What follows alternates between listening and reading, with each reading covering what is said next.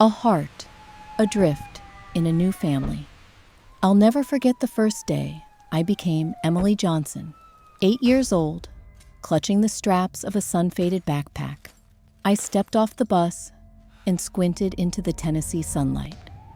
My new family waving on the porch of their neat house at the edge of Nashville. Even then, I could sense I was stepping into a world that would challenge every idea I'd ever had about home and love.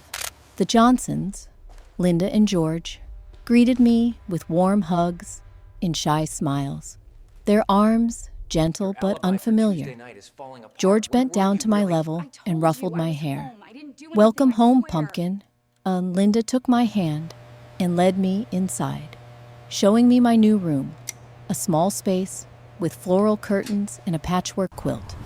But as soon as the door closed and the hallway fell silent, I was washed in a wave of longing for my old life, for the familiar creak of my old bunk bed, and the distant laughter of children at the foster home. That night, I lay staring at the ceiling, tracing shadows made by headlights passing along the street, still scared to believe I would get to stay. I felt like a guest in their world of family photos and inside jokes. The scent of cinnamon rolls wafted up from the kitchen, but it didn't quite mask the odd hush that fell when I entered the room. Ethan, their biological son, and my new brother, regarded me with a mix of suspicion and thinly veiled annoyance. At school, he avoided me, and when forced to introduce me to his friends, he'd mumble, "She's my cousin, sort of." At home, his toys had invisible borders, his bookshelves segregated by ordered lines that signaled, "Don't touch, don't belong." Every morning, we rode to Johnson's Furniture, the family store, with George humming along to old country hits, oblivious to the tension brewing in the back seat. I desperately tried to carve out a corner of belonging. I volunteered to help organize the spoon drawer, dusted display cabinets, and followed Linda with a notebook brimming with questions.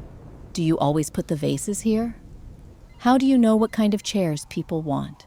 Sometimes she'd smile and answer, but often she seemed startled by how eager I was. That eagerness, I would learn, was my own armor, a way to fit in. But even as I tried to disappear into chores, I could feel the wall around Ethan growing higher. When we played Monopoly one rainy afternoon, he muttered, "Why do we have to let her play?" I forced a toothy smile, hiding how his words jabbed at the softest parts of me. Nights were the worst, lying under the quilt, counting the time since anyone hugged me without worry in their eyes, longing for a simple sign that I had started to become family. At school, I floated through the halls, a curiosity to the other kids, with my nervous smile and thrift store jeans. Sometimes teachers forgot my new last name or pronounced it wrong. "It's Johnson," I'd correct gently, each time the word tasting a bit foreign. The ache of wanting to belong, really belong, followed me into every room. Still, I kept believing maybe, just maybe, if I worked hard enough, smiled long enough, the pieces could click, and this place could finally be mine. What I didn't see then, but have come to understand, is that the journey to truly feeling at home isn't about rooms or routines. It's about being embraced, not for effort, but for who you are. Something no amount of spoon organizing or cinnamon rolls can magically bring overnight. The cracks that keep deepening. By the time I was 16, the walls I'd tried so hard to build just couldn't hold back the storm anymore. The simple awkwardness of being the adopted one started to mutate within my brother Hunter into something crueler and calculated. What started as cold shoulders and sarcastic offhand comments over breakfast. "Mom, did you notice we're running low on cereal since Wendy got here?" soon sharpened into rumors that swirled around school.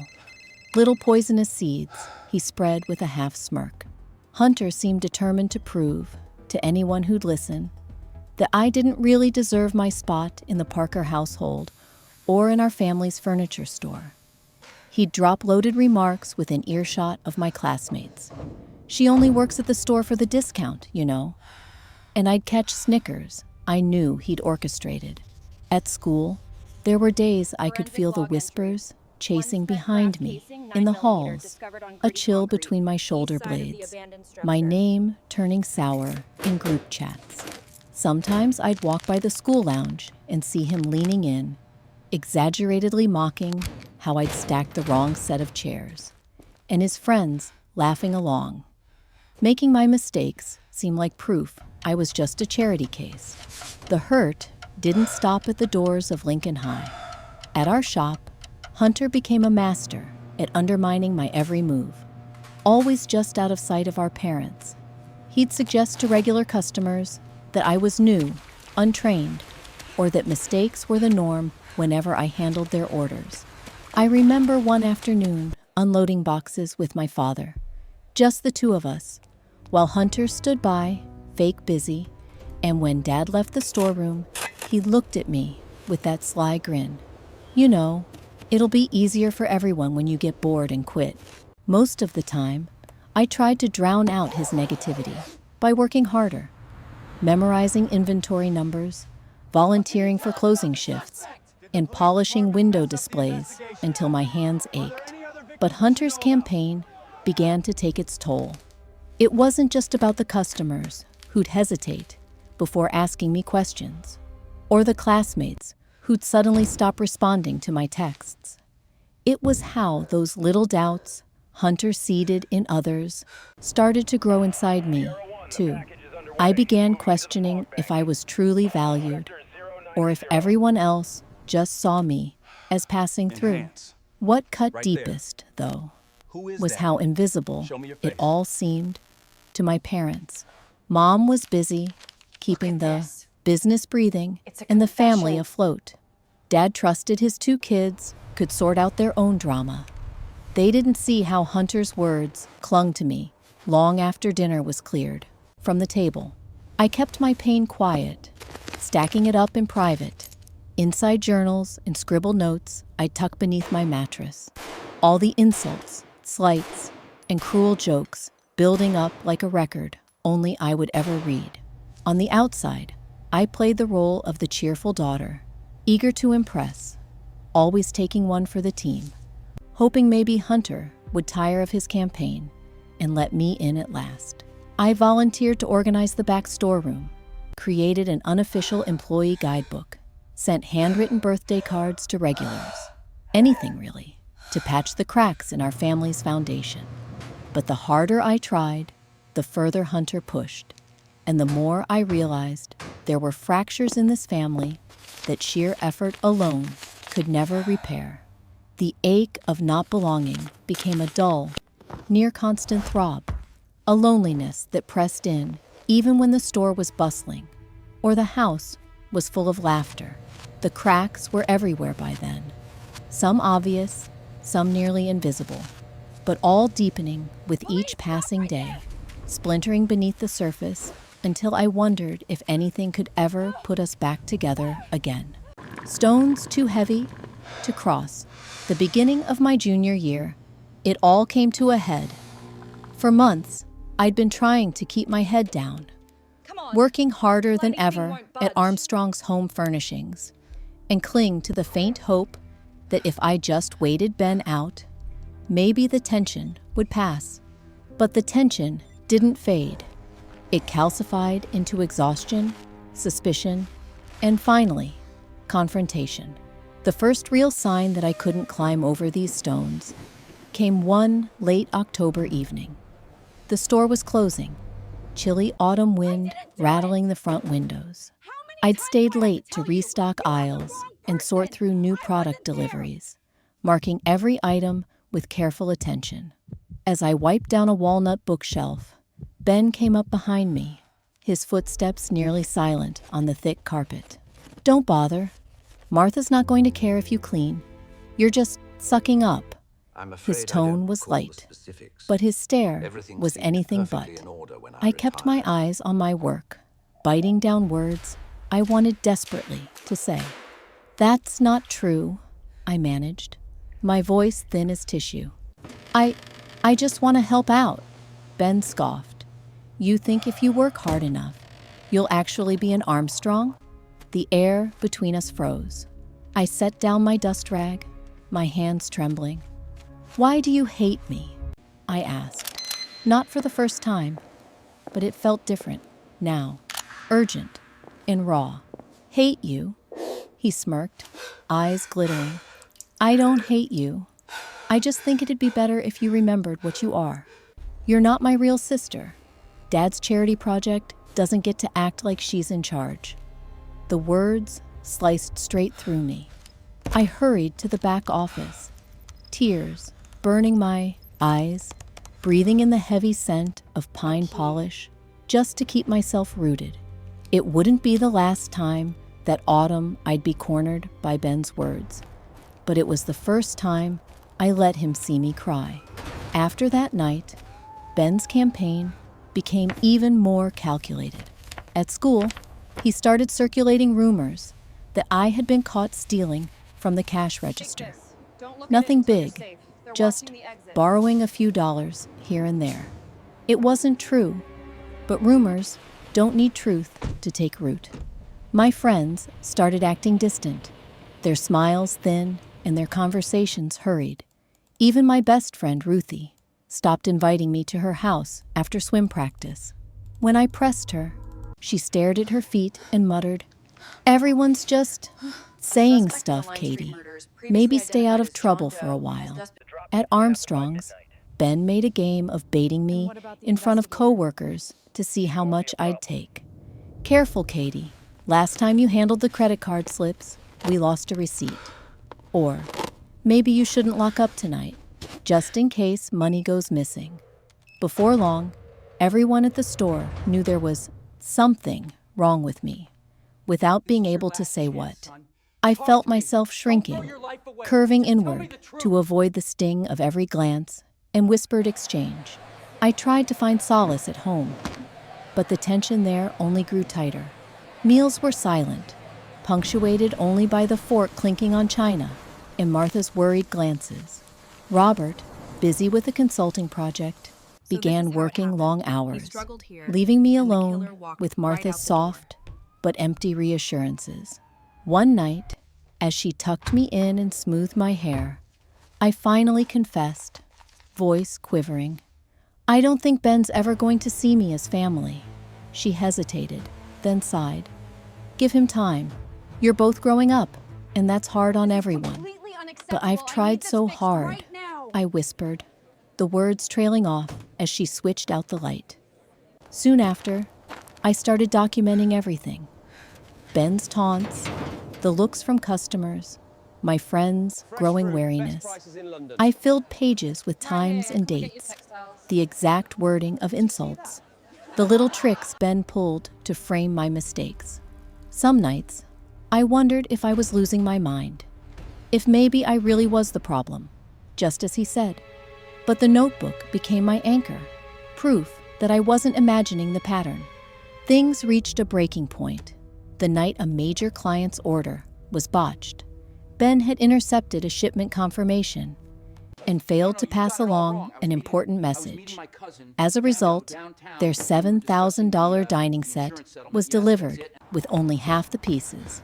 The client, Mr. Gleason, stormed into the store the following day, demanding answers, his voice echoing all the way back to the storage room. Before anyone could speak, Ben turned to me, his voice flat. "Didn't you organize the delivery schedule, Katie?" My chest tightened. "No, I only entered the order into the system. You handled the logistics." Ben shrugged. Picture of nonchalance. "Mistakes happen, I guess. Maybe she just got overwhelmed." Martha looked between us, her brow furrowed, and I could see she didn't know what to believe. I spent the afternoon in the back, holding back tears as the humiliation washed over me in waves. No matter how hard I tried, Ben's lies always seemed to take root more easily than my truth. That night, as the leaves outside turned gold and orange, I sat at my desk with the notebook open and wrote, "Some stones just won't move, no matter how hard you push. Maybe the only way forward is through." In that moment, exhausted and heartbroken, I vowed that one day I would make myself heard, even if I had to tear down the walls myself. The storm finally breaks. The real storm hit us at the tail end of winter. It wasn't sudden, but the way it built up, you could feel the air tighten every time Josh and I crossed paths. The Petersons' print and paper shop had barely recovered from the botched envelope order when another disaster landed. Thanks to Josh's carelessness, he'd ordered quadruple the amount of office chairs we needed, tying up thousands of dollars of our inventory in bulky boxes that filled half the back room and spilled into aisles, making the store look cluttered and driving regulars away. Anne, usually the peacekeeper, looked defeated as she stared at the mounting invoices.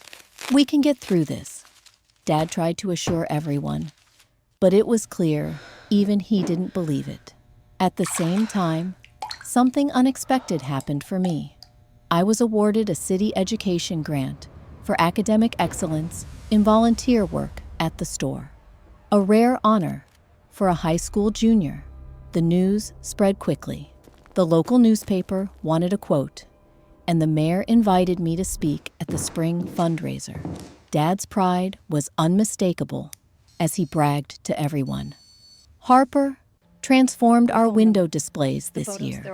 The recognition stung Josh. He stormed out during dinner the night my award came up, slamming doors and muttering about being overlooked. I tried to be gracious, but shortly after, I noticed I'd been replaced as his confidant by Madison, a girl from our school who'd always seemed wary of me. They huddled close, whispering, forging an alliance I couldn't crack. Within days, the resentment overflowed. One evening, Josh cornered me in the back room, his voice a low hiss. "You think you're saving the store. All anyone talks about is you. Just wait. People will see who you really are." His promise didn't scare me, but the way he watched me afterward, always with a glint of calculated anger, kept me on edge. I doubled down on work, moving display tables, checking every order twice, and helping coach a junior volunteer. But to my face, a few old customers started hesitating, asking for Josh instead, their trust quietly shifting. I knew what was coming, and I knew this time I'd have to defend myself, not just against rumors, but something bigger waiting in the wings, the pinnacle of betrayal. They say that when betrayal comes, it cuts deepest from the ones closest to you. By the time I found myself at this crossroads in our family story, I should have recognized the warning signs. Hushed side conversations in the break room, glances that lingered a second too long, and an unmistakable chill in the air every time Ethan's name was mentioned at work or home. But nothing could have prepared me for the exact moment when it all came crashing down. It started on a Tuesday morning that should have been ordinary. Light rain streaking the windows of Johnson Furniture. The faint smell of pine cleaner mixing with coffee as I opened the register. The store was quiet, except for the clicking of my keyboard as I reconciled last week's sales. My phone buzzed with a notification, a new post in the town's community Facebook group. The headline sent a dart of panic through my chest. Suspicious activity at Johnson Furniture? Instead of a name, there were pointed words. Someone's getting a little too comfortable with the cash drawer. No one needed a name. I knew exactly who the anonymous someone was supposed to be, and so did everyone who mattered. By lunch, Customers who'd greeted me only yesterday with sunshine in their voices now kept their distance. A few peered over racks of throw pillows as if searching for the truth in my eyes. I forced a calm smile, my stomach coiled with dread, every minute stretching like an accusation. By closing time, I'd heard it all. Side comments at checkout, awkward pauses in conversation. Even Linda, our loyal delivery driver, stopped short before handing me the keys to the store van. "Just make sure to keep all the receipts, okay?" she said, her gaze flickering. I tried not to let it show, but as the hours passed, it felt as if my body was moving through quicksand while my mind spun with every way this could ruin me. Not just my job, my name, but everything I had worked so tirelessly for. I needed answers, but all I had were 1,000 questions and mounting suspicion. That night, I barely slept, burning through hours of receipt checks, cross-referencing purchases, Okay, I'm late. my Love you. eyes Bye. gritty and raw by dawn. And every time I looked up, I saw Ethan's smirk in my mind, cold and sure of himself. The following day, things worsened. Regulars like Mr. Hanley and Mrs. Walker, people who'd watched me grow up, wouldn't meet my eyes. Orders began to dry up.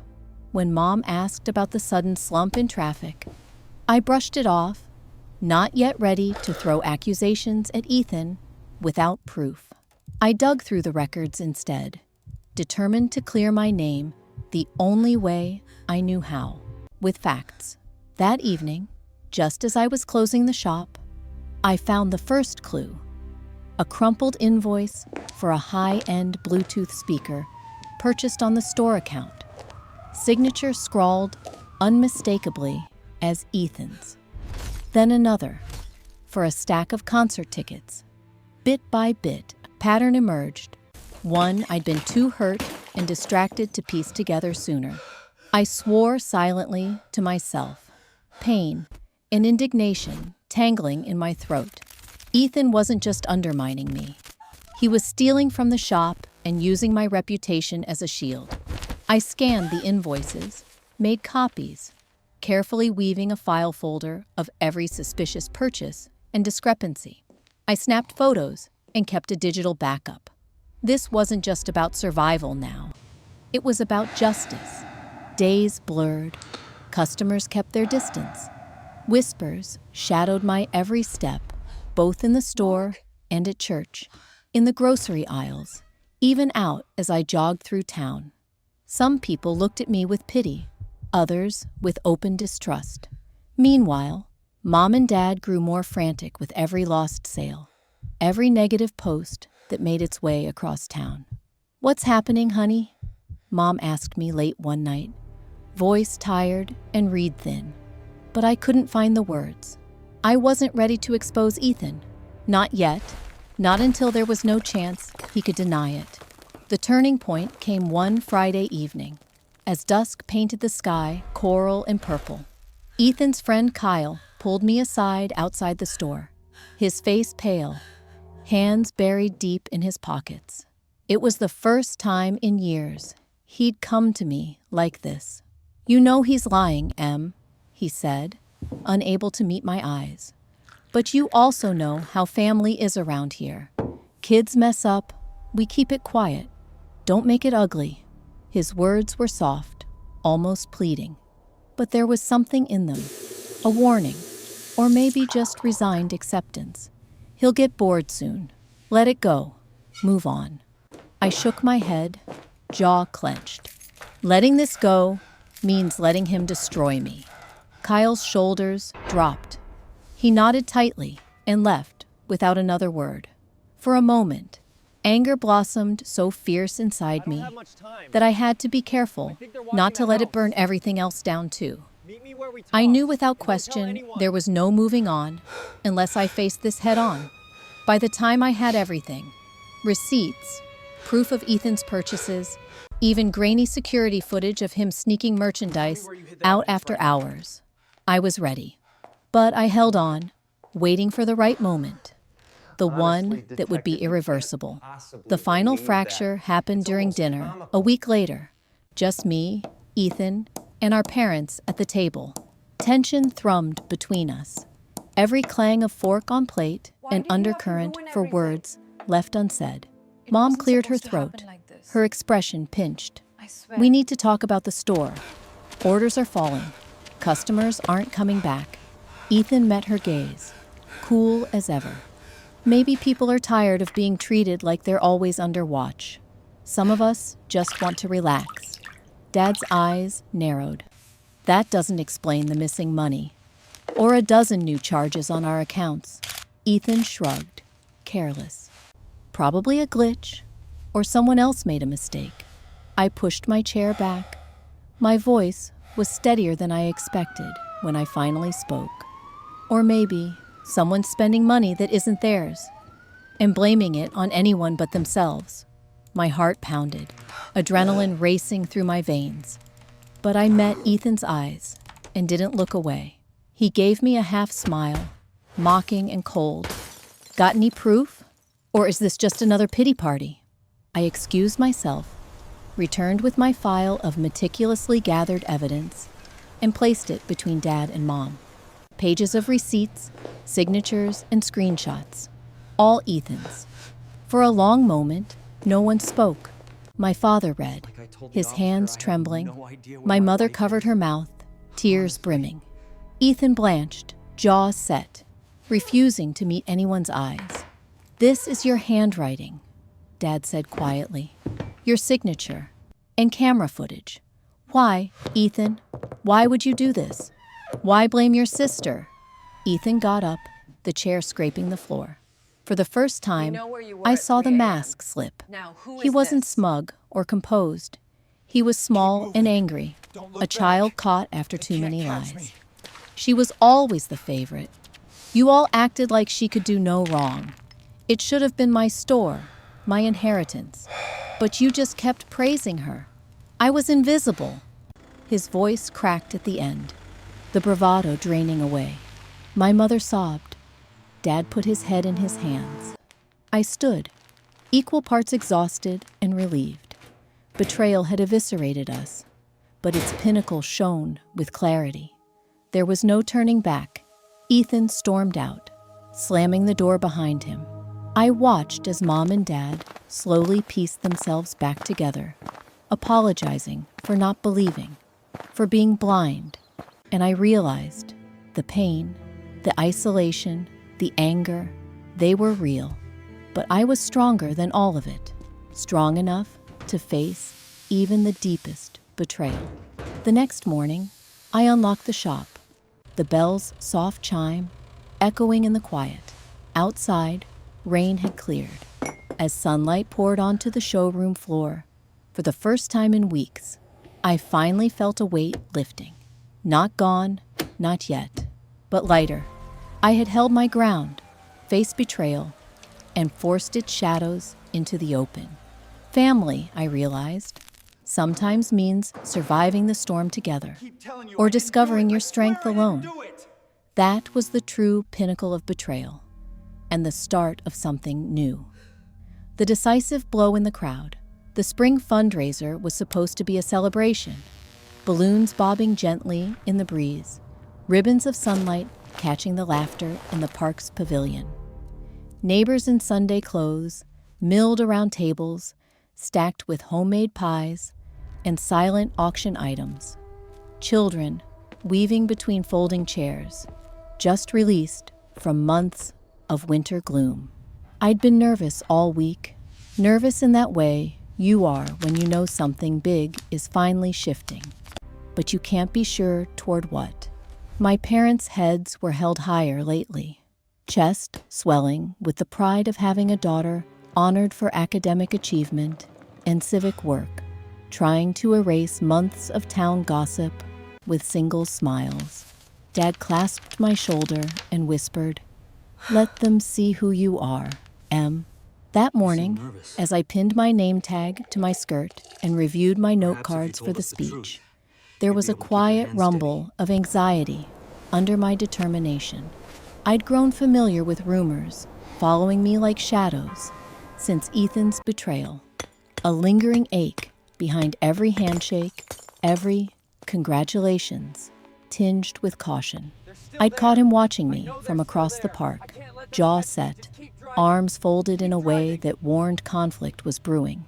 There was something sharper in his stance, a threat, a last gamble, as if he'd only just remembered there was still one public stage left to burn down. Midway through the afternoon, my moment came. They called my name just as a cloud shifted, sunlight diamond bright over the microphone.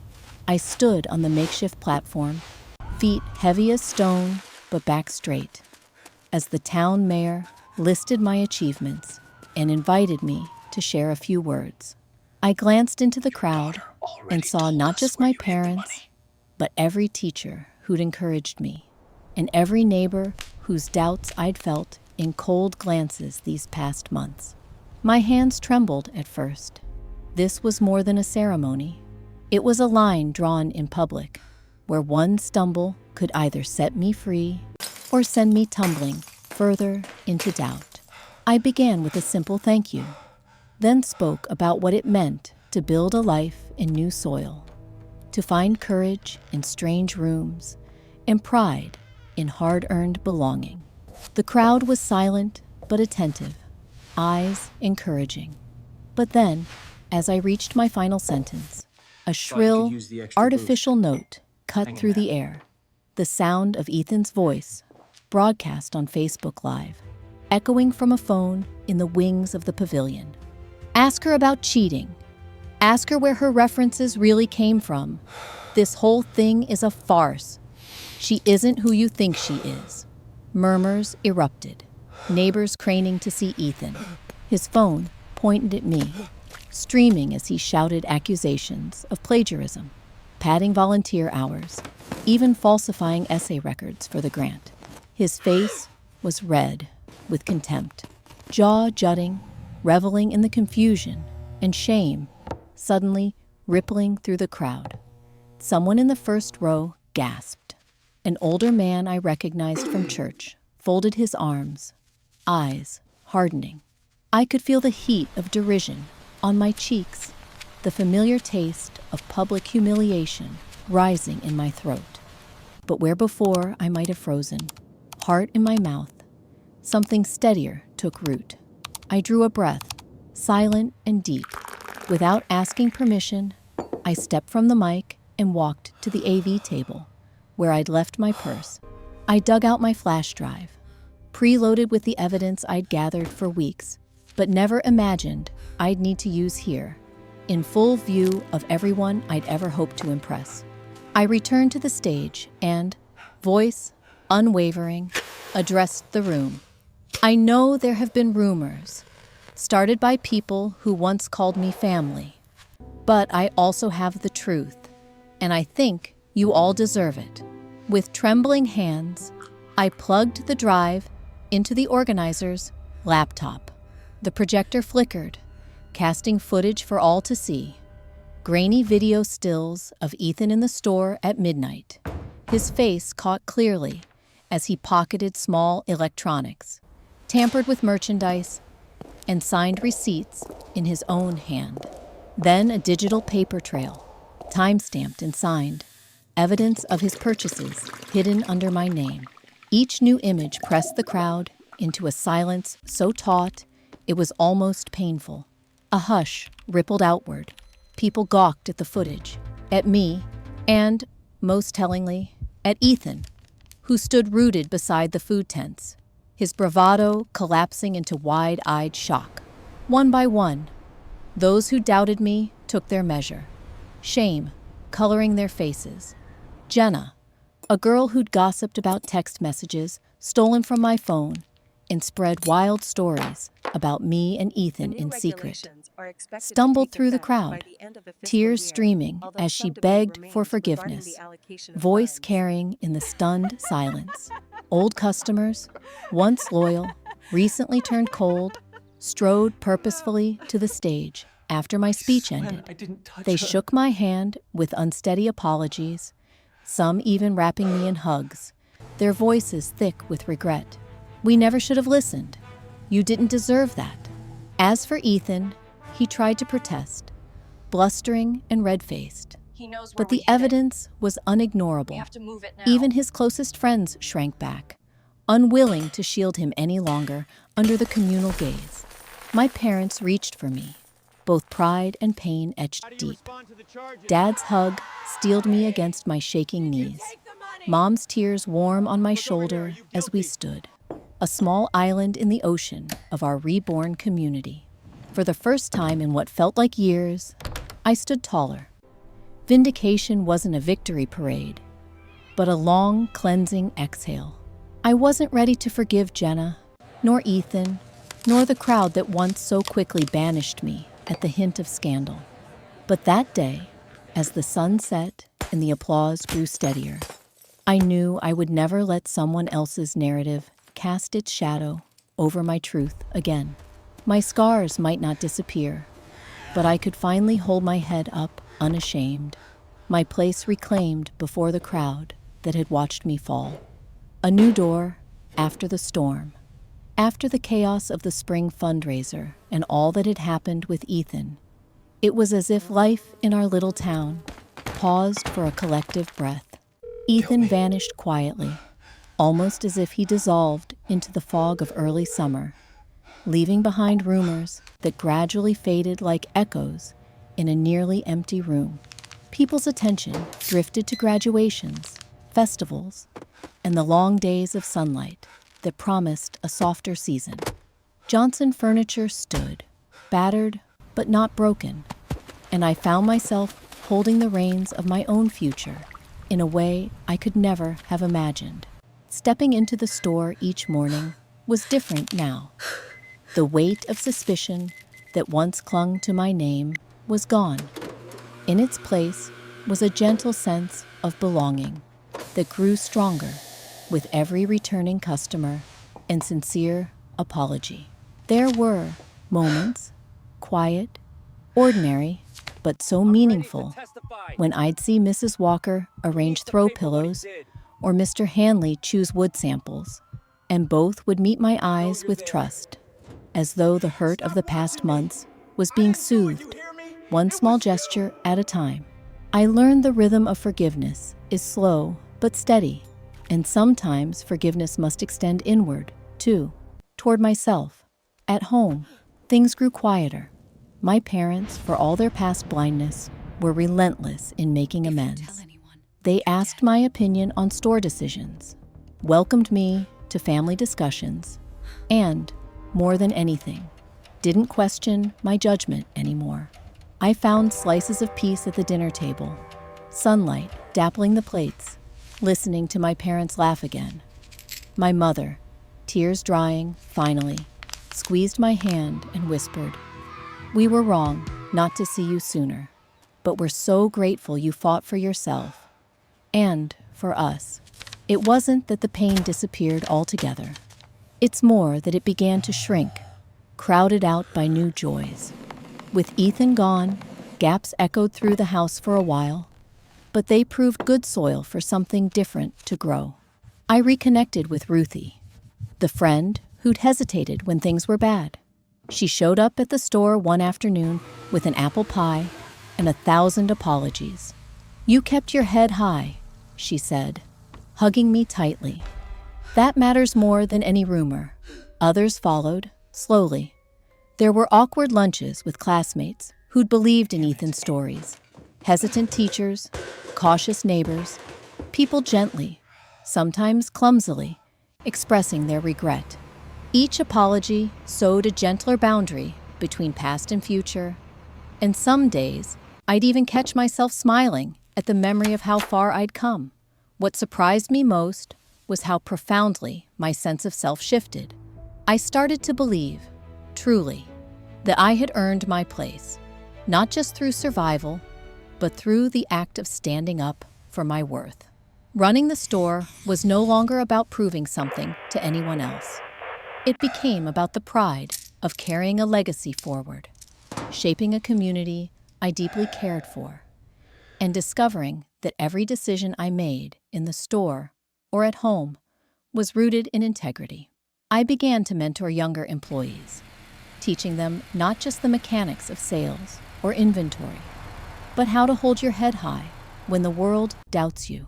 One day near midsummer, my father pulled me aside after closing and handed me a small velvet box. Inside was a key, engraved with the letters EJ. He smiled, eyes crinkling. "For Emily Johnson," he said simply. "The door's always open to you. This door wouldn't still stand without your courage." I felt tears prick my eyes, but this time they were warm and full of light. That gesture said more than any apology could. I was not a guest, but a cornerstone of our family, our story, our future. Outside, the town began to shift too. Old customers who had turned away returned. The mayor stopped by to thank me for returning trust to the community. My teachers gave me a standing ovation at the senior awards night. The air at home and in the store was lighter, the hum of forgiveness and hope weaving through the sum of daily routines. I noticed my confidence bloom in small ways. An unhurried laugh, a straighter posture, the willingness to try something new without fear of being undermined.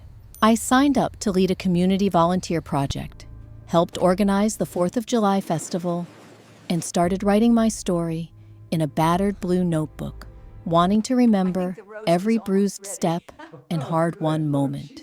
Sometimes, at sunset, I'd sit in my room, the window cracked just enough to let in the golden evening air, and marvel at how heartbreak had forged a new kind of peace. I realized then that family, at its best, is not just what you're born into, but what you choose to fight for day after day. Even when the storms rage all around, it's about seeing the people who stand with you after the winds die down, about believing in the worth you carry, about forgiving those who failed you without ever letting them shrivel your sense of self. And so, as summer rolled on, I faced the world not as the girl once whispered about in store aisles, but as Emily Johnson, daughter, survivor, leader. The old wounds remained, quiet reminders in the half-light, but so did the new strength. In that, finally, I found not just healing, but a door wide open to whatever came next.